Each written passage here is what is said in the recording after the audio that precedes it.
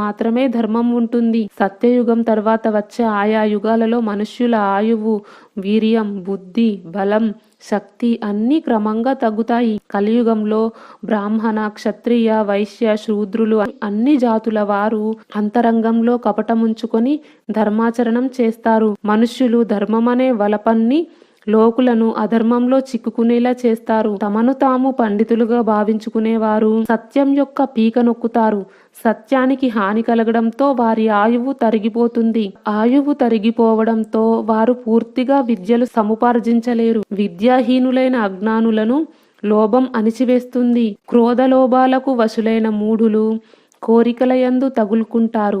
దీనితో వారు పరస్పరం వైరం పెంచుకుంటారు. ఒకరినొకరు ప్రాణాలు తీసే ఘాతుకానికి ఒడిగడతారు. బ్రాహ్మణ, క్షత్రియ, వైశ్యులు పరస్పరం సంతానం పొందడంలో వర్ణసంకరం జరుగుతుంది. ఇక ఈ విభాగం